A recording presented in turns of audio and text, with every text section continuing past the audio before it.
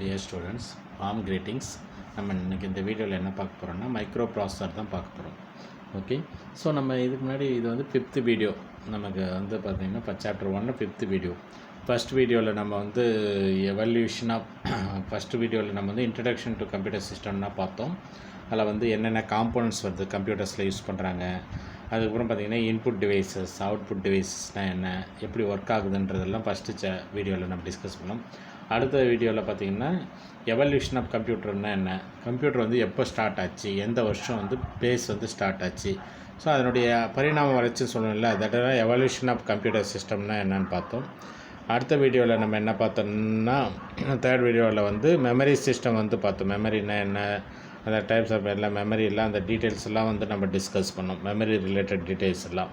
So primary மெமரினா என்ன, secondary மெமரினா என்ன, cash மெமரினா என்ன, இதெல்லாம் வந்து நம்ம வந்து அடுத்த வீடியோவில் நம்ம டிஸ்கஸ் பண்ணோம். அடுத்தது வந்து பார்த்திங்கன்னா 4th வீடியோவில் வந்து பார்த்திங்கன்னா data transfer between the memory and the CPU. So அதெல்லாம் பார்த்தோம். Data transfer between the memory and சிபியூன்றது என்னென்னு பார்த்தோம்.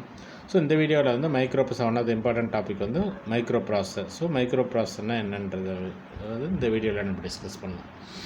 ஓகே, சரி, வீடியோ பார்க்க ஆரம்பிக்கலாமா? So microprocessor.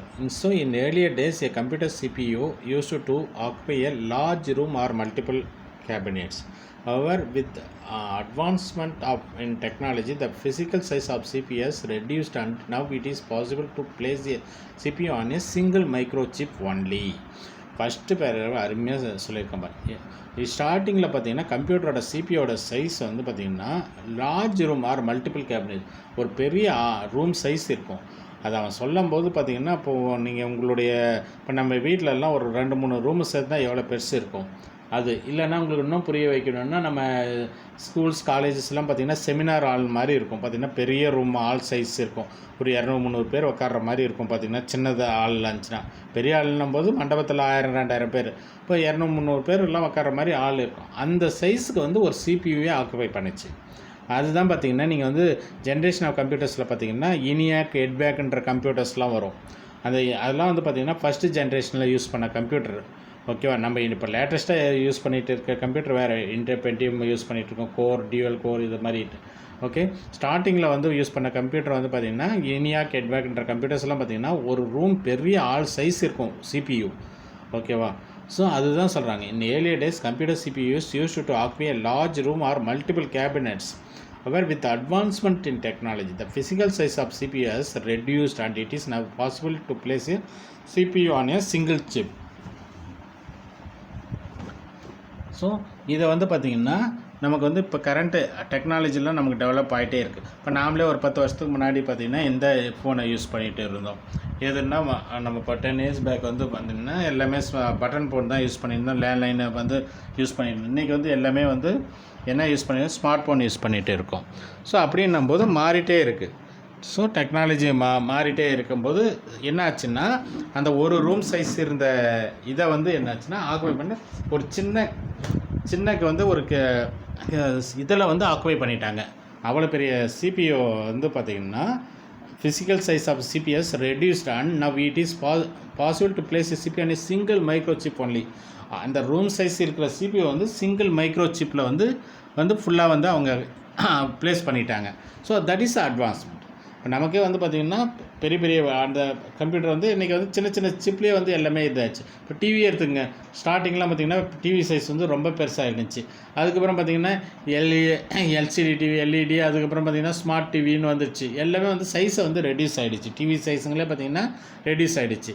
ஏன்னா எல்லாமே வந்து டெக்னாலஜி வந்து டெவலப் ஆகிட்டே இருக்காது. அதுதான், வேறு ஒன்றும் கிடையாது. இப்போ அதே போல் தான் ஒரு ரூம் சைஸ் இந்த சிபிஓ வந்து பார்த்திங்கன்னா ஒரே ஒரு சிப்பில் வந்து மைக்ரோ சிப்பில் வந்து ப்ளேஸ் பண்ணிட்டாங்க. ஓகே, ஆப்வியஸ்லி அதனுடைய சைஸ் வந்து ரெடியூஸ் ஆகிடுச்சு. ஃபிசிக்கல் சைஸ் வந்து ரெடியூஸ் ஆகிடுச்சு. அடுத்தது வந்து a processor CPU which is implemented on a single micro chip is called micro processor.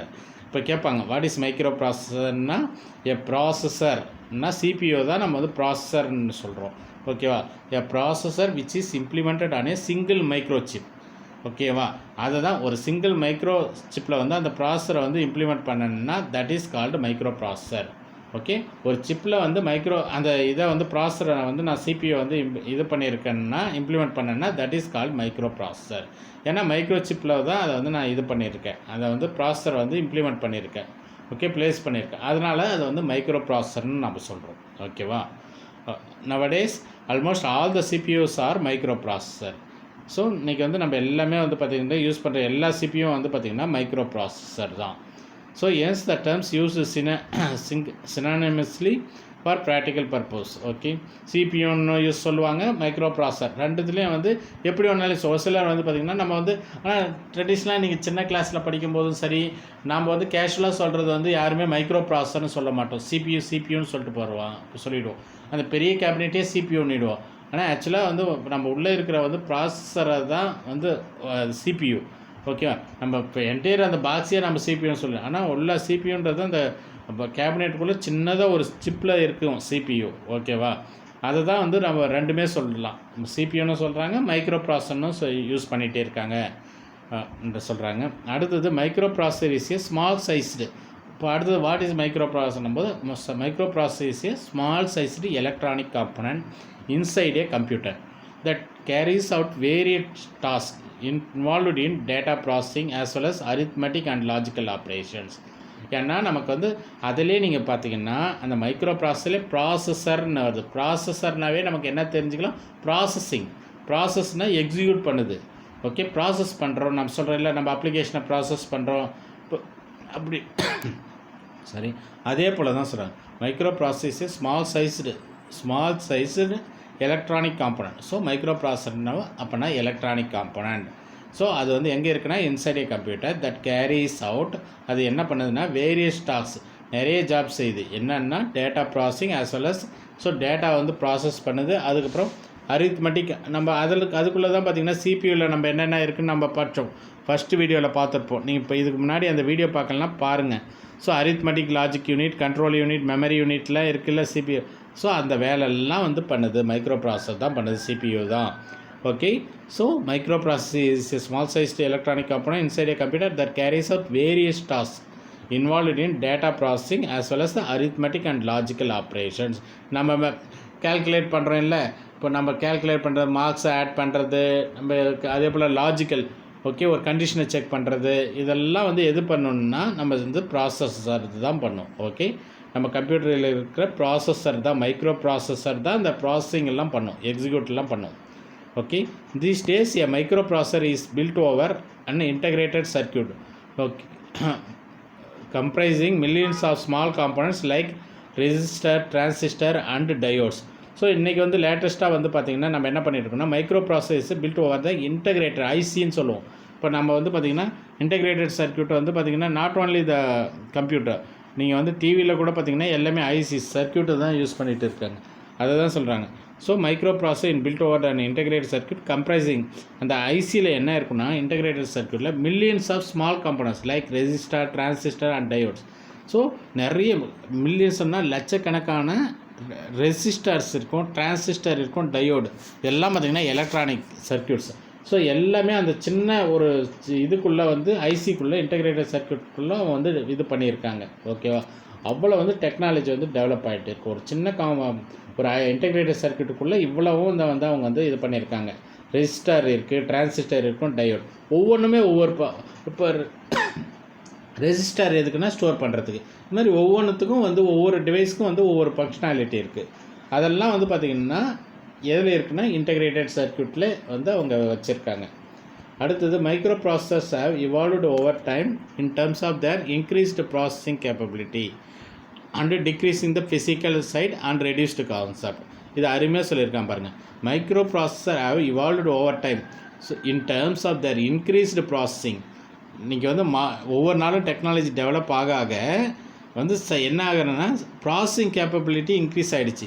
முதல்லாம் நீங்களே திங்க் பண்ணுங்கள், முதல்லாம் பார்த்திங்கன்னா நம்ம மொபைல் ஃபோனில் நெட்டை பார்க்கணுன்றது ரொம்ப ஒரு சேலஞ்சிங்கான விஷயமா இருந்துச்சு. நான் வந்து ஒரு ஜிமெயிலை ஓப்பன் பண்ணி நான் ஒரு மெயிலை செக் பண்ணுறதுக்கே சம் மினிட்ஸ் வந்து எனக்கு டைம் எடுத்துக்கும். ஓகே, இப்போ வந்து ஏன்னா அவ்வளோ ஸ்லோவாக இருக்கும். எப்படின்னா அப்போல்லாம் வந்து பார்த்திங்கன்னா 2G இது மாதிரி தான் யூஸ் பண்ணிகிட்டு இருந்தாங்க மொபைலில். அப்போ வந்து நீங்கள் மெயில் பார்க்குறதே கஷ்டம். நீங்கள் வந்து ஆன்லைன் கிளாஸ் எல்லாம் நினச்சே பார்க்க முடியாது, லைவ் கிளாஸ்லாம். ஏன்னா அவ்வளோ ஸ்லோவாக இருந்துச்சு நெட்டு. ஆனால் இன்றைக்கி வந்து எல்லாமே கிளாஸே 1 இயர் 1.5 இயர்ஸ் எல்லாமே ஆன்லைனில் தான் போயிட்டுருக்கு. எல்லாமே மொபைல் லேப்டாப்பில் வச்சுட்டு தான் நம்ம வந்து கிளாஸ் அட்டன் பண்ணிகிட்டு இருப்போம். ஸோ அப்போனா நம்ம ப்ராசஸர் வந்து அது மாதிரி நம்ம வந்து இதாகிடுச்சு, இன்க்ரீஸ் ஆகிடுச்சு. அதுதான் சொல்கிறாங்க, microprocessor have evolved over time in terms of the increased processing capability decreasing the physical size. அதே போல் வந்து நம்ம டிவைஸோட சைஸ் வந்து குறைஞ்சிடுச்சு, கம்ப்யூட்டரோட சைஸ் எல்லாம் நம்ம குறைச்சிட்டோம். Decreasing the physical size and காஸ்ட்டும் வந்து ரெடியூஸ் ஆகிடுச்சு. இனிஷியலாக பார்த்திங்கன்னா லேக்ஸ் கணக்காக வந்துச்சு கம்ப்யூட்டர்லாம் வாங்கினா. சாதாரணமாக இருக்கிறவங்களாம் வாங்க முடியாது, கொஞ்சம் நல்லா வசதியாக படித்தவங்க கம்பெனிக்கு தான் வாங்கிட்டு இருந்தாங்க. இன்றைக்கி அப்படி கிடையாது, கம்ப்யூட்டர் காசுலாம் ரொம்ப கம்மியாகிடுச்சு. ஓகேவா? அதனால் எனிபடி யார் வேணாலும் வாங்கலாம். அதே போல் இன்றைக்கி வந்து கவர்மெண்ட் வந்து பார்த்திங்கன்னா லேப்டாப் வந்து ஃப்ரீயாகவே கொடுக்குது ஸ்டூடெண்ட்ஸ்க்கு. கவர்மெண்ட் சில இதெல்லாம் வந்து ஃப்ரீயாகவே கொடுக்குறாங்க. ஏன்னா காசு வந்து அவ்வளோ வந்து ரெடியூஸ் ஆகிடுச்சு. அதனால் வந்து அவங்க வந்து ஈஸியாக கவர்மெண்ட் வந்து வசதி இல்லாத பசங்களுக்கு வந்து கவர்மெண்ட் ஸ்கூல் ஸ்டூடெண்ட் ஃப்ரீயாகவே கொடுக்குறாங்க.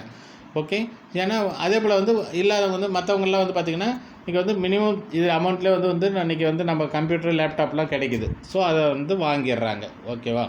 ஸோ அதை தான் சொல்கிறாங்க. ஸோ கெப்பாசிட்டி இன்க்ரீஸ் ஆகிடுச்சு, அதே போல் சைஸ் குறைஞ்சிச்சு, அண்டு காஸ்ட் வந்து ரெடியூஸ். இது 3 இம்பார்ட்டன்ட் பாயிண்ட் அண்டர்லைன் பண்ணிக்கலாம் நீங்கள். Increased processing capability, decreasing physical size and reduced cost. So currently available microprocessor capable of processing millions of instruction per millisecond. இன்றைக்கி இருக்கிற மைக்ரோ ப்ராசஸர்லாம் வந்து millions of instruction per millisecond. ஒரு மில்லிசெகண்டில் வந்து millions of லட்சக்கணக்கான இன்ஸ்ட்ரக்ஷனை வந்து எக்ஸிக்யூட் பண்ணுவோம். ஓகேவா? அவ்வளோ ஃபாஸ்ட்டாக இருக்கும். நம்ம அதுக்காக தான் நம்ம கம்ப்யூட்டர் யூஸ் பண்ணிகிட்டே இருக்கோம். எதுக்காக? அதனுடைய ஃபாஸ்ட்டு நம்ம எது போட்டாலையும் நம்ம வந்து மேனுவலாக பண்ணால், இப்போ நான் வந்து எங்ககிட்ட 1,00,000 எம்ப்ளாயி இருக்காங்கன்னா, இப்போ நான் ஒவ்வொருத்தர் தான் நோட்டில் இருந்து சேலரி கால்குலேட் பண்ணுறது எவ்வளோ ஆகும். அதே கம்ப்யூட்டர்னால் டக்குன்னு ஒரு ஃபைலில் வந்து இவ்வளோ சேலரின்னு நம்ம அதை நான் அப்லோட் பண்ணால் டக்குன்னு எல்லாருக்குமே நடக்கும். எந்த ஒரு ப்ரோக்ராம்னாலும் டக்குன்னு அது எவ்வளோ எம்ப்ளாயி இருந்தாலும் டக்குன்னு ப்ராசஸ் நடந்துடும். ஓகேவா?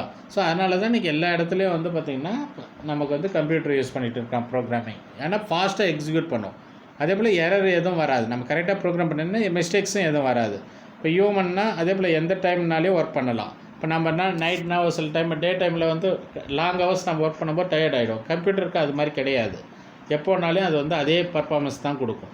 ஸோ இது மாதிரி நிறைய அட்வான்டேஜ் இருக்கிறது தான் நம்ம வந்து இன்றைக்கி வந்து கம்ப்யூட்டரை யூஸ் பண்ணிட்டு இருக்கோம். ஸோ அதுதான் சொல்கிறேன், currently available microprocessor capable of processing millions of instruction என்பது லட்சக்கணக்கான இன்ஸ்ட்ரக்ஷனை கமாண்ட்ஸை வந்து ஒரே பர் மில்லி செகண்டில் வந்து எக்ஸிக்யூட் பண்ணோம். அவ்வளோ கேப்பபிள் இருக்குது இன்றைக்கி ப்ராசஸர்லாம். அடுத்தது ஒரு டேபிள் சொல்லியிருக்கேன். The table 1.2 list the different types of microprocessor along with the generation time period underlying the technology since their inception 70sலேருந்து என்னென்னலாம் ஜென்ரேஷன் ஆஃப் கம்ப்யூட்டர் இருந்துச்சு. ஓகே, அது எந்த டியூரேஷனில் இருந்துச்சு, அப்போ வந்து என்ன சிப் டைப் யூஸ் பண்ணாங்க, அதனுடைய மேக்ஸிமம் மெமரி சைஸ் என்ன, கிளாக் ஸ்பீடு, கோர் என்ன யூஸ் பண்ணாங்க, எக்ஸாம்பிள் அதெல்லாம் கொடுத்துருக்காங்க. இன்றைக்கி யூஸ் பண்ணுற கம்ப்யூட்டர் வர அவன் வந்து சும்மா ஒரு உங்களுக்கு ஐடியாவுக்காக கொடுத்துருக்காங்க.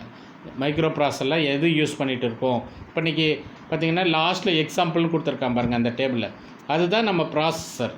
இப்போ நம்ம இன்றைக்கி கம்ப்யூட்டரில் யூஸ் பண்ணுறது வந்து பார்த்திங்கன்னா பென்டியம் ப்ராசஸர் யூஸ் பண்ணோம், செலீரான் ப்ராசஸர், ஜியான், இதெல்லாம் வந்து ப்ராசஸர் நேம். இப்போ நீங்கள் கம்ப்யூட்டர் வாங்கும்போது கூட கேட்பாங்க எந்த ப்ராசஸர் வேணும். ஓகே, நம்ம அவங்களே சொல்லுவாங்க கோர் டு டியூவல் கோர், இது மாதிரிலாம் ப்ராசஸர் இருக்குது. ஓகே, அதெல்லாம் வந்து பார்த்திங்கன்னா ஃபாஸ்ட்டாக அந்த ப்ராசஸர் பேஸ் பண்ணி தான் அந்த சிஸ்டம் வந்து ரொம்ப ஃபாஸ்ட்டாக எக்ஸிக்யூட் பண்ணுறது இருக்குது. ஓகேவா? ஹை கான்ஃபிகரேஷன் அதுதான் இங்கே டேபிளில் கொடுத்துருக்காங்க. ஃபஸ்ட்டு ஜென்ரேஷன் கம்ப்யூட்டர் வந்து பார்த்திங்கன்னா எப்போ இருந்துச்சுன்னா 71 to 73. அது சிப் டைப் வந்து பார்த்திங்கன்னா எல்எஸ்ஐ என்ன லார்ஜ் ஸ்கேல் இன்டகிரேஷன். ஓகேவா? அது வந்து பார்த்திங்கன்னா வேர்ட் சைஸ் வந்து 4 or 8 பிட் வேர்ட் சைஸ் இருந்துச்சு. மேக்ஸிமம் மெமரி சைஸ் வந்து பார்த்திங்கன்னா 1 KB தான். அதில் கிளாக் ஸ்பீட் வந்து 108 kHz to 200 kHz. கோர்ஸ் வந்து சிங்கிள். ஸோ இன்டெல் 80 இதுதான் ப்ராசஸர், மைக்ரோ ப்ராசஸர். இன்டெல் 8080 தான் யூஸ் பண்ணியிருக்காங்க. செகண்ட் ஜென்ரேஷன் பார்த்திங்கன்னா 74 78 லார்ஜ் ஸ்கேல் இன்டகிரேஷன், அது வந்து மோட்ரோலா யூஸ் பண்ணியிருக்காங்க. தேர்ட் ஜென்ரேஷன் வந்து 7980 VLSI டெக்னாலஜி. இன்டெல் 8086 பார்த்திங்கன்னா 8085 வந்து செகண்ட் ஜென்ரேஷன். தேர்ட் ஜென்ரேஷனில் வந்து எது யூஸ் பண்ணியிருக்காங்கன்னா 8086 யூஸ் பண்ணியிருக்காங்க. ஓகே, அவனே வந்து அந்த இன்டெல் வந்து ஒரு கம்பெனி, அவனே வந்து பார்த்திங்கன்னா அடுத்த ப்ராசஸர் வந்து 8086ன்னு வந்து அதோட கொஞ்சம் பர்ஃபார்மன்ஸ் அதிகமாக இருக்கிற ப்ராசஸர் கொடுத்துருக்கான். இன்றைக்கி வர நம்ம வந்து இன்டெல் ப்ராசஸர் தான் நம்ம யூஸ் பண்ணுறோம். ப்ராசஸர்னாவே கம்ப்யூட்டர்னாவே இன்டெல் தான்.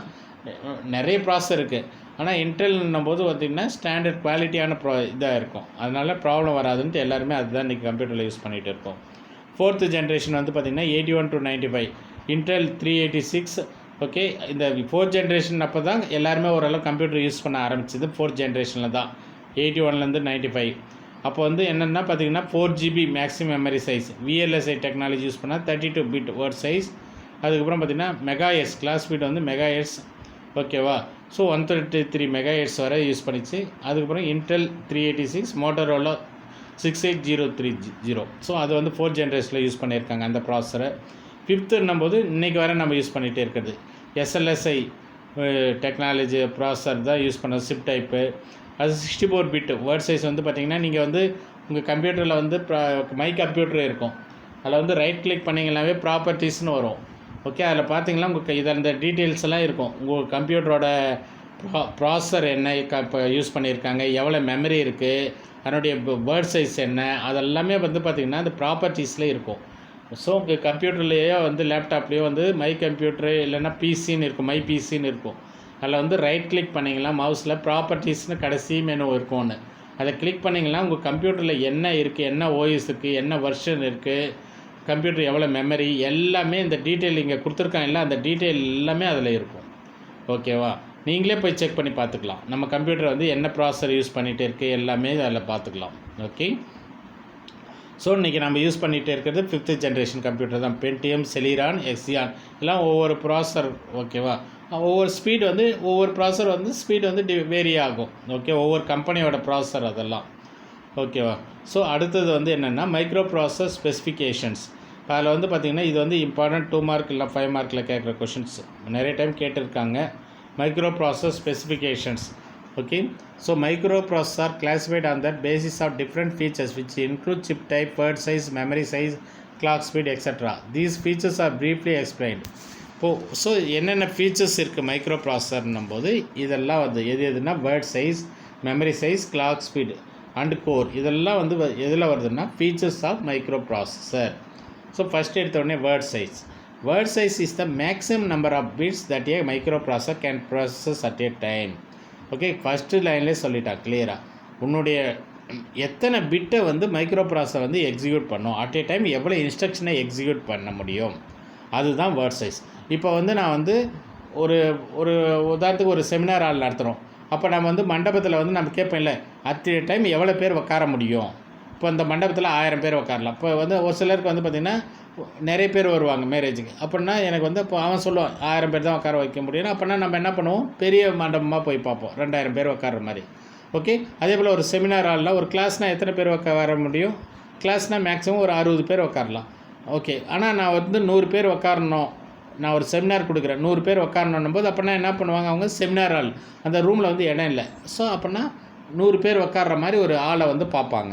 ஓகேவா? அதே போல் தான் வேர்ட் சைஸ்னால் என்னென்னா maximum number of bits that a microprocessor can process at a time. ஒரு டைமில் வந்து எவ்வளோ இன்ஸ்ட்ரக்ஷனை வந்து அந்த மைக்ரோ ப்ராசஸர் வந்து எக்ஸிக்யூட் பண்ணுது, அதுதான் word size. Okay, word size is the maximum number of bits. Maximum எவ்வளோ இன்ஸ்ட்ரக்ஷன் வந்து ஒரு பர்டிகுலர் டைமில் வந்து எக்ஸிக்யூட் பண்ண முடியும். Okay, word size is the maximum number of bits that a microprocessor can process at a time. So earlier a word was 8 bits as it was the maximum limit at that time. At present the maximum word size is 16 bits and 32 bits word size. Okay, இனிஷியலாக வந்து பார்த்திங்கன்னா 8 bit தான் process பண்ண முடியும். Okay, 8 பிட்டுன்னும் போது binary, பிட்டுன்னா binary உங்களுக்கே தெரியும், 0101 இருக்கும், அதுதான் டேட்டா. ஸோ 8 பிட்டு தான் ப்ராசஸ் பண்ண முடிஞ்சுது. ஓகே, இன்றைக்கி வந்து பார்த்திங்கன்னா 32 பிட் 64 பிட்டை வந்து ஒரே டைமுக்கு வந்து எக்ஸிக்யூட் பண்ணுது. அப்படின்னா நீங்கள் என்னென்னா ஒரே டைமில் வந்து நிறைய இன்ஸ்ட்ரக்ஷனை வந்து எக்ஸிக்யூட் பண்ணலாம். 8 பிட்னும் போது கம்மியாக தான் பண்ண முடியும். ஓகே, அதோட 4 டைம்ஸ் 32 பிட்டுன்னும் போது பார்த்திங்கன்னா அதோட 4 டைம்ஸ் 5 டைம்ஸ் வந்து நம்ம வந்து பார்த்திங்கன்னா அதிகமாக எக்ஸிக்யூட் பண்ணலாம் இன்றைக்கி. ஓகே, ஸோ அதுதான் வந்து பிட். ஸ்டார்டிங்கில் வந்து மேக்ஸிமம் 8 பிட் தான் பண்ண முடிஞ்சிச்சு. இன்றைக்கி வந்து 32 64 வந்து we can execute millions of instruction வந்து அந்த பர்டிகுலர் டைமில் வந்து எக்ஸிக்யூட் பண்ணலாம். அதுதான் வேர்ட் சைஸ். அந்த பர்டிகுலர் டைமில் வந்து எவ்வளோ இன்ஸ்ட்ரக்ஷனை வந்து எக்ஸிக்யூட் பண்ணுது ப்ராசஸர், அதுதான் வந்து வேர்ட் சைஸ்ன்னு சொல்கிறாங்க. ஓகே, அடுத்தது memory size. Depending upon the word size the size of RAM varies. Okay, word சைஸ்க்கு ரேமோடைய இதுவும் வந்து வேரி ஆகும். Initially RAM was very small 4 MB due to 4 or 8 bits word size. As word size increased to 64 bits, it has become feasible to use RAM or size up to 16 exabytes வரை இன்றைக்கி வந்து நம்ம use பண்ணிகிட்டு இருக்கோம். ஓகேவா? இப்போ இன்றைக்கி வந்து நம்ம வந்து இனிஷியலாக வந்து பார்த்திங்கன்னா 4 பிட் 8 பிட் தான் நம்ம யூஸ் பண்ணிகிட்டு இருந்தோம். அப்போது வந்து மெமரி வந்து அவ்வளோ சின்னதாக இருந்துதான் போதுன்ற. RAM was very small 4 MB due to 4 and 8 பிட்ஸ்னால் 4 MB ரேம் தான் இருந்துச்சு. ஆனால் இன்றைக்கி வந்து பார்த்திங்கன்னா ஜிகாபைட் எக்ஸாபைட்டில் வந்து நம்ம வந்து ரேமை வந்து யூஸ் பண்ணிகிட்டு இருக்கோம்.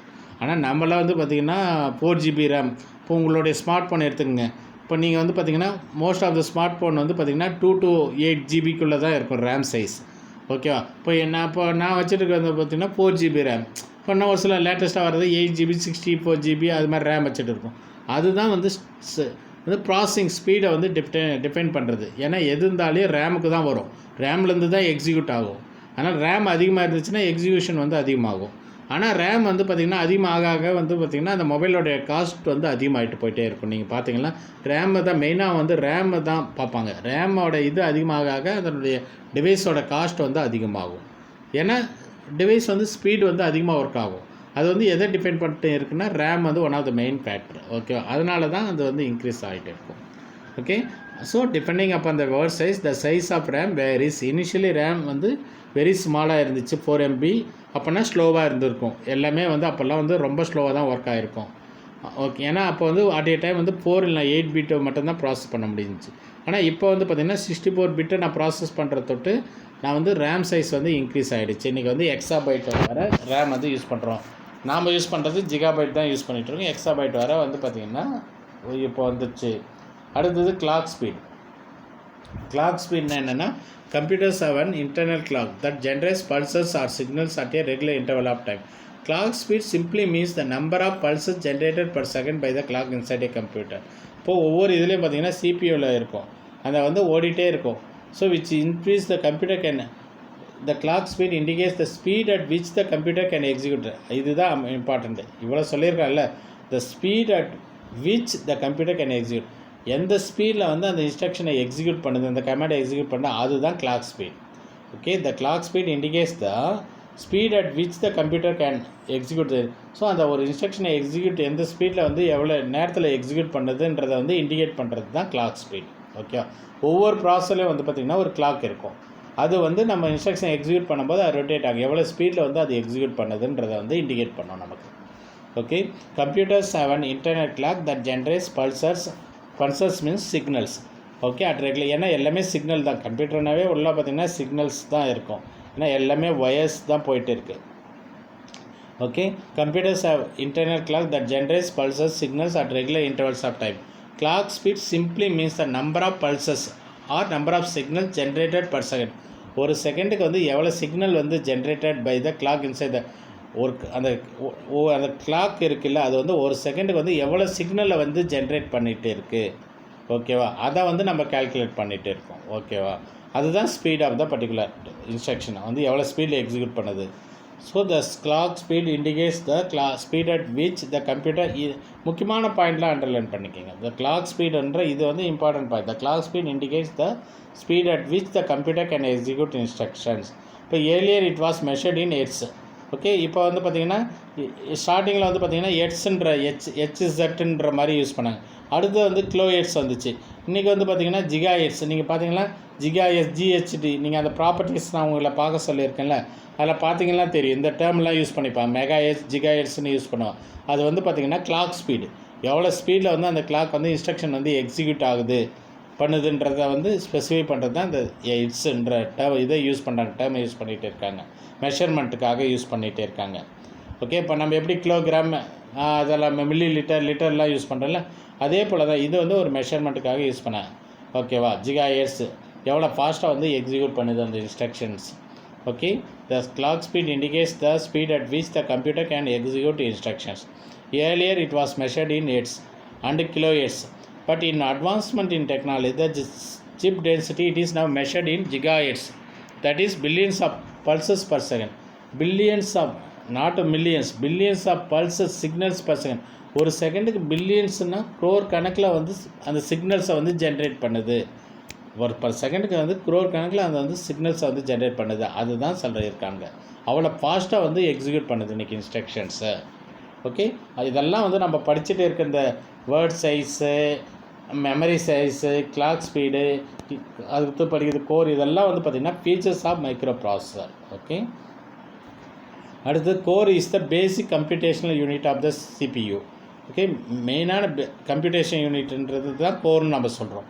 Earlier processor had only one computation unit, thereby capable of performing only one task at a time. Okay, with the advent of multi-core processor, it has become possible for the computer to execute multiple tasks, thereby increasing the system performance. CPU with 2, 4, 8 cores is called dual core. அதுக்கப்புறம் quad core and ஆக்டா core processor respectively. ஒன்றும் இல்லை, கோர்னால் என்னென்னா எவ்வளோ instruction வந்து execute ஆகும். ஸ்டார்டிங்கில் வந்து பார்த்திங்கன்னா ப்ராசஸர் வந்து அட் ஏ டைம் ஒரே ஒரு வேலை மட்டும்தான் செய்யும், ஒரே ஒரு இன்ஸ்ட்ரக்ஷன் மட்டும்தான் எக்ஸிக்யூட் பண்ணும். ஓகேவா, ஒரே ஒரு டாஸ்க்கை மட்டும்தான் அட் ஏ டைம் செய்யும். இன்றைக்கி அப்படி கிடையாது. இன்றைக்கி வந்து அட்வான்ஸ்மெண்ட் டெக்னாலஜினால என்னன்னா ஒரு கம்ப்யூட்டர் வந்து மல்டிபிள் டாஸ்க் செய்யும். ஒரே டைமில் வந்து பல ஜாப் வந்து நான் சப்மிட் பண்ணலாம். ஓகேவா, மல்டிபிள் டாஸ்க்கை நான் கொடுத்தாலே அது வந்து capable to do all the jobs. ஓகேவா, எக்ஸிக்யூட் ஆல் த ஜாப்ஸ். அதுதான் வந்து பார்த்திங்கன்னா மல்டி ப்ராசஸர். அதுக்கு தான் சொன்னேன் CPU with 2, 4, 8 cores is called dual core, quad core. இன்றைக்கி நம்ம கம்ப்யூட்டர்லாம் நம்ம வந்து நீங்கள் வந்து பார்த்திங்கன்னா டியூவல் கோர், கோர் டு டியூவல்லாம் யூஸ் பண்ணிகிட்டு இருக்கோம். அப்படின்னா அது அப்போ என்ன மீன் பண்ணுதுன்னா நிறைய ஜாப் வந்து மல்டிபிள் டாஸ்க்கை வந்து ஒரே டைமில் வந்து கம்ப்யூட்டர் வந்து எக்ஸிக்யூட் பண்ணுது. ஓகேவா, ஒரு டாஸ்க் செஞ்சுட்டு மற்ற டாஸ்க்கெலாம் வெயிட் பண்ண, நான் ஒரே டைமில் வந்து நிறைய ஒர்க்கை வந்து கம்ப்யூட்டரில் வந்து எக்ஸிக்யூட் பண்ணுறதுக்கு கொடுக்கலாம். எல்லாத்தையும் அது வந்து செய்யும். Different type of task. நான் வந்து பார்த்திங்கன்னா இதுக்காக தான் நம்ம வந்து மல்டி டாஸ்கிங்லாம் சொல்லிட்டு இருப்போம். ஓகே, ஒன்று நான் வந்து விண்டோவில் வந்து பார்த்திங்கன்னா பேக்ரவுண்டில் ஒரு சாங்கை கேட்டுட்டு இருப்பேன், MS Wordல ஒன்று டைப் பண்ணிகிட்டு இருக்கேன், பேக்ரவுண்டில் வேறு ஒன்று ஒரு அப்ளிகேஷன் வந்து பிரிண்டிங்க்கு கொடுத்துருப்போம், அது ஓடிட்டே இருக்கும். ஒரே டைமில் வந்து பார்த்திங்கன்னா விண்டோஸில் வந்து நான் மல்டிபிள் ஜாப்ஸை செஞ்சுட்டு இருப்போம். நான் பாட்டும் கேட்டுகிட்டு இருக்கேன், அது ஓடிட்டே இருக்குது. பிரிண்ட் அவுட்டு கொடுத்துட்டேன், அது பிரிண்ட் எடுத்துகிட்டு இருக்குது. அதுக்கப்புறம் நான் வந்து ஒரு ப்ரோக்ராமை டைப் பண்ணிகிட்டு இருக்கேன், இல்லை வேர்டில் ஏதோ டைப் பண்ணிகிட்டு இருக்கேன். அட் எ டைம் வந்து பார்த்திங்கன்னா எல்லாமே ஒரே டைமில் வந்து செஞ்சுட்டே இருக்கும். ஸோ மல்டிபிள் ஜாப்ஸ் வந்து ஒரே டைமில் பண்ணிகிட்டு இருக்கோம். ஓகேவா, ஸோ அதே போல் தான் ப்ராசஸரும் வந்து பார்த்திங்கன்னா மல்டிபிள் டாஸ்க்கை வந்து ஒரே டைமில் வந்து எக்ஸிக்யூட் பண்ணுவாங்க. அதுதான் வந்து ஸ்டார்டிங்கில் அப்படி கிடையாது, ஒரே ஒரு கம்ப்யூட்டேஷன் யூனிட்டு தான் இருந்துச்சு. So capable of performing only one task at a time தான் பண்ண முடிஞ்சுது, ஏன்னா ஒரே கம்ப்யூட்டேஷன் யூனிட் இருந்துச்சு. இன்றைக்கி வந்து அப்படி கிடையாது. 2, 4, 8 cores is called dual core, quad core and octa கோர்லாம் வந்துச்சு. மல்டிபிள் டாஸ்க்கை வந்து நம்ம வந்து செய்கிற வந்து இன்றைக்கி கம்ப்யூட்டர் வந்துடுது. ஓகேவா, அடுத்தது வந்து பார்த்திங்கன்னா இதெல்லாம் நம்ம இதுவரை படித்தது வந்து பார்த்திங்கன்னா மைக்ரோ ப்ராசஸரை பற்றி படித்தோம். அடுத்தது இதிலே வந்து சப்ஹெட்டிங் வந்து என்ன வருதுன்னா மைக்ரோ கண்ட்ரோலர். ஓகே, நாம் யூஸ் பண்ணுறதெல்லாம் மைக்ரோ ப்ராசஸர். ஆனால் அதே வந்து ஒரு சில இதில் வந்து பார்த்திங்கன்னா டிவைஸில் வந்து மைக்ரோ கண்ட்ரோலர் யூஸ் பண்ணுவாங்க. அதுதான் வந்து இங்கே சொல்லியிருக்காங்க. The microcontroller is a small computing device. Okay, micro கம்ப்யூட்டர்ன்றது வந்து பார்த்திங்கன்னா சின்ன ஒரு கம்ப்யூட்டிங் டிவைஸ் தான், ஸ்மால் கம்ப்யூட்டிங் டிவைஸ். இப்போ நம்ம எப்போ கம்ப்யூட்டர் மாதிரியே இருக்கும், பட் வந்து அது வந்து பர்ஃபார்மன்ஸ் வந்து கம்மியாக இருக்கும், கம்ப்யூட்டர் அளவு இருக்காது. பட் வந்து ஒரு சில கேமிங் அப்ளிகேஷன், ஒரு சில இதில் வந்து பார்த்திங்கன்னா மைக்ரோ ப்ராசஸ் யூஸ் பண்ண மாட்டாங்க. மைக்ரோ கண்ட்ரோலர் தான் நிறைய இப்போ வந்து பார்த்திங்கன்னா நிறைய டிவைஸில் வந்து மைக்ரோ ப்ராசஸர் யூஸ் பண்ண மாட்டாங்க, மைக்ரோ கண்ட்ரோலர் தான் யூஸ் பண்ணுவாங்க. ஏன்னா அங்கே வந்து தேவைப்படாது, அவ்வளோ ஹை எண்ட் சிஸ்டம் வந்து தேவைப்படாது. ஸ்மால் இது இருந்தாவே போதுன்னும் போது அவங்க வந்து மைக்ரோ கண்ட்ரோலர் தான் யூஸ் பண்ணுவாங்க. Okay, so the microcontroller is a small computing device which has a CPU, a fixed amount of RAM, ROM and other peripherals all embedded on a single chip as compared to microprocessor that has only a CPU on the chip. ஓகேவா, so இது வந்து பார்த்திங்கன்னா comparatively என்ன சொல்கிறாங்கன்னா small computing device which has, இதில் CPU இருக்கும், அதுக்கப்புறம் fixed amount, ஒரு மினிமம் அமௌண்ட் ஆஃப் ரேம் வச்சுருப்பாங்க, அதுக்கப்புறம் ரோம் இருக்கும் அண்ட் அதர் பெரிஃபரல்ஸ், மற்ற டிவைஸு அது காம்போனன்ட்ஸும் அதில் இருக்கும். ஆல் எம்பெடட் ஆன சிங்கிள் சிப். இதெல்லாம் வந்து தனித்தனியாக இருக்கும்னு நினைக்காதீங்க, எல்லாமே ஒரே ஒரு சிப்பில் வந்து இன்டெகிரேட்டட் சிப்பில் வந்து பார்த்திங்கன்னா சிப்பில் சிலிக்கான் சிப்பில் வந்து இன்டெகிரேட் பண்ணியிருப்பாங்க. Compared to microprocessor that has only a CPU on the chip. So compared to micro இதில் ஒன்லி சிப்பு மட்டும்தான் இருக்கும். அடுத்தது structure of a microcontroller is shown in figure 1.9. Okay, ஒரு எப்படி இருக்குன்னு ஒரே சிப்பில் வந்து எல்லாமே இருக்கும். அங்கே வந்து பார்த்திங்கன்னா ப்ராசஸர் மட்டும்தான் இருக்கும். இங்கே வந்து ஒரே சிப்புக்குள்ளே வந்து பார்த்திங்கன்னா எல்லாத்தையும் ஆக்குபை பண்ணியிருக்காங்க பாருங்கள். Clock, CPU, memory, bus system, input output எல்லாமே வந்து பார்த்திங்கன்னா மைக்ரோ கண்ட்ரோலரில் ஒரே சிப்பு பார்த்திங்கன்னா அந்த சிப்புக்குள்ளே இவ்வளவும் இருக்குது. கிளாக் இருக்குது, CPU இருக்குது, மெமரி இருக்குது, இன்புட் அவுட்புட்டு, அந்த டைரெக்ஷன் பஸ்ஸஸ் நம்ம படித்தோம்ல இதுக்கு முன்னாடி வீடியோவில் நம்ம படிச்சிருக்கோம், address bus, data bus, control bus. So அதுதான் இந்த டைரெக்ஷன் போட்டிருக்கான் bus system. Okay, data transfer ஆகிட்டு இருக்குது. இதெல்லாம் வந்து பார்த்தீங்கன்னா அந்த ஒரே ஒரு சிப் மைக்ரோ கண்ட்ரோலருக்குள்ளே எல்லாமே இருக்கும். இந்த டயக்ராமில் இருக்கிறது அந்த பார்த்துங்க, டயக்ராம் இம்பார்ட்டன்ட் பார்த்துங்க. இதை பார்த்தாவே உங்களுக்கு தெரிஞ்சிடும், ஒரு மைக்ரோ கண்ட்ரோலருக்குள்ளே இதெல்லாம் இருக்கும் அந்த சிப்புக்குள்ளே. Okay, so that structure of a microcontroller is shown in figure 1.9. So keyboard, mouse, washing machine. So சொல்கிறேன் பார், the keyboard, okay, mouse, washing machine, digital camera, pen drive, remote controller, microwave are PU examples of microcontroller. So micro கண்ட்ரோலருடைய examples என்னென்னா, digital camera வந்து பார்த்திங்கன்னா எக்ஸாம்பிளாக micro controller. ஏன்னா அதுக்குள்ளே தான் நம்ம வந்து மெமரி கார்டு போட்டுட்டு எல்லாத்தையும் பண்ணுறோம். அப்படின்னா அதுக்குள்ளே வந்து பார்த்திங்கன்னா மைக்ரோ கண்ட்ரோலர், அதுதான் எக்ஸாம்பிள் சொல்லலாம். கீபோர்டு, மவுஸு, வாஷிங் மிஷின் இதெல்லாம் வந்து எதை யூஸ் பண்ணுதுன்னா, ஏன்னா இப்போ வாஷிங் மிஷின்லாம் பார்த்திங்கன்னா நம்ம ஆன் பண்ணுறோம், உடனே ஒர்க் ஆகுது, திருப்பியும் அதே ரின்ஸ் பண்ணுது, அதுக்கப்புறம் எல்லாமே ஷோக்கு எல்லாமே பண்ணுது. ஓகே, ஆட்டோமேட்டிக்னா எல்லாமே அதே பண்ணிகிட்டே இருக்குது, வாட்டர் எடுக்கிறது எல்லாமே அதே ப்ராசஸ் பண்ணுது. அப்படின்னா உள்ளே வந்து பார்த்திங்கன்னா என்னென்னா மைக்ரோ கண்ட்ரோலர் வச்சுட்டு இருக்காங்க. எப்படி நம்ம கம்ப்யூட்டர்லாம் மைக்ரோ சிப்பு ப்ராசஸர் இருக்கோ அதே போல் தான் அங்கெல்லாம் வந்து பார்த்திங்கன்னா மைக்ரோ கண்ட்ரோலர் இருக்குது. அதே எல்லாத்தையும் வந்து ஒர்க் பண்ணிகிட்டு இருக்கும். ஓகே, அதுதான் எக்ஸாம்பிளுக்கு வந்து என்னென்னலாம். So digital camera, washing machine, இப்போ எலக்ட்ரானிக் எல்லாமே இன்றைக்கி வந்து ஆட்டோமேட் அந்த சிஸ்டம் வந்துச்சு. எல்லாத்துலேயும் வந்து பார்த்திங்கன்னா மைக்ரோ கண்ட்ரோலர் தான் யூஸ் பண்ணிகிட்டு இருக்காங்க. மற்ற டிவைஸில் ஓகே, கம்ப்யூட்டரில் வந்து மைக்ரோ ப்ராசஸர், மற்ற எலக்ட்ரானிக் டிவைஸ்லாம் நம்ம வீட்டில் யூஸ் பண்ணிக்கல, அங்கெல்லாம் வந்து பார்த்திங்கன்னா மைக்ரோ கண்ட்ரோலர் தான் யூஸ் பண்ணிகிட்டு இருக்காங்க. Okay, so as these are designed for specific task only, hence there size as well as cost is reside. இப்போ அதுக்கெல்லாம் வந்து பார்த்திங்கன்னா ஸ்பெசிஃபிக்காக நான் வாஷிங் மிஷினில் வச்சுருக்கேன்னா அது வந்து நான் வந்து அதுக்கேற்ப டிசைன் பண்ணியிருப்பேன். மைக்ரோ ப்ராசஸர் நம்ம கம்ப்யூட்டரில் யூஸ் பண்ணுறது நிறைய டாஸ்க் வந்து பண்ணோம். பட் வந்து அங்கே நான் வந்து இப்போ வாஷிங் மிஷினில், டிஜிட்டல் கேமராலேயே யூஸ் பண்ணுறது வந்து ஸ்பெசிஃபிக் டாஸ்க்குக்காக, அந்த பர்பஸ்க்கு மட்டும்தான் அது யூஸ் ஆகும், மற்றதுக்கு யூஸ் ஆகாது. அது வந்து வேறு எங்கேயும் யூஸ் பண்ண முடியாது அந்த காம்போனண்ட்டை. அதுக்காகவே வந்து டிசைன் பண்ணுறது, அதுதான் சொல்லியிருக்காங்க. அடுத்தது ஓகே, நான் சொல்கிறதெல்லாம் ஃபாலோ பண்ணியிருப்பீங்க, புரிஞ்சுட்டு இருப்பீங்கன்னு நினைக்கிறேன். ஓகேவா, ஏன்னா உங்களுக்கு புரிகிற மாதிரி தமிழில் தான் நான் வந்து பொறுமையாக சொல்லிகிட்டே இருக்கேன். ஸோ ஃபாலோ பண்ணுவீங்கன்னு நான் நினச்சிட்டே இருக்கேன். அப்படி இல்லைன்னா கொஞ்சம் ஒரு முறைக்கு 2 முறை வீடியோ போட்டு பார்த்தீங்கன்னா வந்து நீங்கள் அண்டர்ஸ்டாண்ட் பண்ணிக்கலாம். அடுத்தது, because of the very small size of the microcontroller it is embedded in another device or system to perform a specific functionality. So size சின்னதாக இருக்கிறத தொட்டு நம்ம வந்து எந்த டிவைஸோடையும் நம்ம வந்து எம்பெட் பண்ணிக்கலாம். எம்பெட்னா இன்டகிரேட்டட் ஆர் கனெக்ட் பண்ணிக்கலாம். ஏன்னா பிகாஸ் ஆஃப் சைஸ் வந்து சின்னதாக இருக்குது, அதனால் நான் ஈஸியாக வந்து எந்த டிவைஸோடையும் எம்பெட் பண்ணிக்கலாம், இன்சர்ட் பண்ணிக்கலாம் ஆர் கனெக்ட் பண்ணிக்கலாம் மைக்ரோ கண்ட்ரோலரை. இப்போ பார்த்திங்கன்னா டிஜிட்டல் கேமராலையும் இருக்குன்றோம். அப்போனா கேமரான்றது சின்னது. ஸோ அதுக்குள்ளே கூட மைக்ரோ கம்ப்யூட்டர் தான், ஏன்னா நமக்கு வந்து ஒரு சிப்பில் தான் இருக்குது எல்லாமே. அதனால் எங்கே வேணாலும் நம்ம வந்து அதை வந்து இன்சர்ட் பண்ணிக்கலாம்னு சொல்கிறான். நான் எனக்கு அந்த ஃபங்க்ஷனாலிட்டி வேணுன்னா அதோட நான் வந்து இன்டகிரேட் பண்ணிக்கலாம். அடுத்தது, for example the microcontroller in ஈஸியாக fully automatic washing machine is, நான் ஏற்கனவே சொன்னேன்ல. So for example the microcontroller in a fully automatic washing machine is used to control the washing cycle without any human intervention. பார்த்தியா, full automatic washing machine வந்து பார்த்திங்கன்னா ஒரு சில semi automatic இருக்குது, full ஆட்டோமேட்டிக்கில் பார்த்திங்கன்னா நம்ம எதுவுமே பண்ண தேவையில்லை. நீங்கள் வந்து கிளாத்தை வந்து போட்டுட்டு நீங்கள் டிவைஸை வந்து நீங்கள் ஸ்விட்ச் ஆன் பண்ணிட்டீங்கன்னா போதும், ஆட்டோமேட்டிக்காக அந்த இதை வந்து வாஷிங் மிஷினில் ஆன் பண்ணி விட்டிங்கன்னா போதும், ஆட்டோமேட்டிக்காக எல்லா ப்ராசஸும் அதே பண்ணிவிடும். இப்போ தண்ணி எடுக்கிறது, அதுக்கப்புறம் அந்த ஷோக்கிங் பண்ணுறது, அதுக்கப்புறம் ரின்ஸ் பண்ணுறது, அதுக்கப்புறம் ட்ரை பண்ணுறது எல்லாத்தையும் பண்ணி 45 மினிட்ஸ் 50 மினிட்ஸில் எல்லாத்தையும் ப்ராசஸ் முடிச்சுட்டு கிளாத்தை வந்து ட்ரை பண்ணி கொடுத்துடும். மற்றபடி நம்ம சும்மா ட்ரை கிளாத்தை போடுறோம், ஆட்டோமேட்டிக்காக எல்லாத்தையும் வாஷ் பண்ணி திருப்பியும் அதே ட்ரை பண்ணிவிட்டு நமக்கு வந்து ஓரளவு ட்ரை பண்ணுவோம், ஃபுல்லாக பண்ணிட்டு நமக்கு வந்து கொடுத்துரும். நம்ம எதுவுமே கெட்ட போக தேவையில்லை. அப்படின்னா because of microcontroller fully வந்து ஃபங்க்ஷனாலிட்டி வந்து பண்ணுறது வந்து வாஷிங் மிஷினில். ஓகே, நம்ம எந்த ஹியூமன் இன்டர்வென்ஷன் நம்ம எதுவுமே ஒவ்வொரு டைமையும் நம்ம பண்ண வேண்டிய அவசியமே கிடையாது.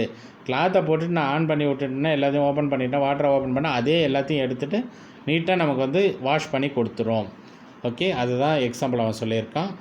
த cycle that start with the filling of water after which the cloths are soaked and washed, thereafter water is drained and the cloths are spin dry. எல்லாமே வந்து பார்த்திங்கன்னா அதே பண்ணிடும். The simple use of microcontroller has permitted repetitive execution of tedious tasks automatically without any human intervention, thereby saving precious time. ஓகேவா, இப்போ நம்ம டைமை save பண்ணுறதுக்கு இதை வந்து மெயினாக யூஸ் பண்ணுறோம். ஓகேவா? நம்ம வந்து ஒவ்வொரு முறையும் நம்ம இருக்கணும், வேலை செய்யணும்னு அவசியம் கிடையாது. ஆட்டோமேட்டிக்காக நான் வந்து போட்டு விட்டுட்டேன்னா, இப்போ நான் வந்து அந்த 45 இப்போ அதே நான் வந்து ஒரு துணியை வந்து வாஷிங் மிஷின் இல்லைன்னா நம்ம வந்து ஒரு 1/2 அன் ஹவர் 45 மினிட்ஸ் உங்கள் மதர் வந்து அம்மா வந்து எல்லாத்தையும் வந்து வாஷ் பண்ணிவிட்டு அதை வந்து போயிட்டு பிழிஞ்சிட்டு போயிட்டு வெளியே போயிட்டு காய போடுறது எவ்வளோ டைம் ஒரு 1 ஹவர் அதுக்காக ஸ்பெண்ட் பண்ணுவாங்க. ஆனால் இங்கே வந்து பார்த்திங்கன்னா டிவைஸை வந்து நம்ம காசு கொடுத்து வாங்கி வச்சுட்டோம்னா டிவைஸை வச்சுக்கிட்டோம்னா ஆட்டோமேட்டிக்காக நமக்கு 1 ஹவர் சேவ் ஆகுது. ஓகேவா? ஸோ அதே போல் தான் நாட் ஒன்லி இந்த வாஷிங் மிஷின் எல்லா டிவைஸும் வந்து நம்ம ஒர்க்கை வந்து டைமை வந்து சேவ் பண்ணுறதுக்கு தான் நம்ம வந்து ஈஸியாக ஃபாஸ்ட்டாக முடிக்கிறதுக்கு தான் நம்ம யூஸ் பண்ணிகிட்டே இருக்கோம். ஓகேவா? ஸோ அதுதான் வந்து சொல்லியிருக்காங்க. ஓகே, இதெல்லாம் வந்து பார்த்திங்கன்னா மைக்ரோ கண்ட்ரோலர் யூஸ் பண்ணுறாங்க. ஸோ மைக்ரோ ப்ராசர்னால் பெரிய நம்ம கம்ப்யூட்டர் இங்கெல்லாம் யூஸ் பண்ணுறது ப்ராசஸர் யூஸ் பண்ணுறோம். மைக்ரோ கண்ட்ரோலர்னும் போது இது மாதிரி டிஜிட்டல் கேமரா வாஷிங் மிஷின்லாம் வந்து பார்த்திங்கன்னா அதுலேயும் வந்து CPU இருக்கும், மெமரி எல்லாமே இருக்கும். ஓகேவா? ஸோ அதை வந்து நமக்கு வந்து ஃபங்க்ஷனாலிட்டி வந்து அதோட இது கொஞ்சம் கம்மி. ஏன்னா இதுக்கு வந்து இதே போதுன்ற தொட்டு மைக்ரோ கண்ட்ரோலர் யூஸ் பண்ணிகிட்டே இருக்காங்க. ஓகே, ஸோ நம்ம இன்றைக்கி வீடியோவில் என்ன பார்த்தோம்னா மைக்ரோ ப்ராசரை பற்றி டீட்டெயிலாக பார்த்தோம். அதனுடைய ஃபீச்சர்ஸ்னால் என்னென்னு பார்த்தோம். அதுக்கப்புறம் மைக்ரோ கண்ட்ரோலர்னால் என்னென்னு டிஸ்கஸ் பண்ணியிருக்கோம். ஸோ இம்பார்ட்டண்ட் டாபிக், அதனால் ஒரு முறைக்கு 2 முறை இந்த வீடியோவை அப்படியே பார்த்துட்டு அண்டர்ஸ்டாண்ட் பண்ணிக்கோங்க. ஓகே, இந்த வீடியோ பிடிச்சிருக்குன்னு நினைக்கிறேன். ஸோ அதே போல் வந்து இன்னும் கொஞ்சம் ஃபாஸ்ட்டாக நான் வீடியோ போடுறேன் உங்களுது. ஓகேவா? ஸோ அதனால் கண்டினியூஸாக இந்த சேனல் சப்ஸ்கிரைப் பண்ணாதவங்க சப்ஸ்கிரைப் பண்ணிக்கோங்க. அப்போ தான் உங்களுக்கு நோட்டிஃபிகேஷன் வரும். நிறைய பேர் வீடியோ பார்க்குறீங்க. ஸோ இப்போ சப்ஸ்கிரைப் பண்ணாதவங்க சப்ஸ்கிரைப் பண்ணுங்கள். அதே போல் வந்து உங்கள் ஃப்ரெண்ட்ஸுங்களுக்கும் ஷேர் பண்ணுங்கள், அவங்களும் பார்க்கட்டும், யூஸ்ஃபுல்லாக இருக்கும். ஓகே, ஸோ அடுத்த டாபிக் வந்து டேட்டா அண்ட் இன்ஃபர்மேஷன். ஸோ அப்போ வந்து இன்னொரு டாப்பிக்கில் நெக்ஸ்ட் வீடியோவில் நம்ம பார்க்கலாம். Okay, thank you.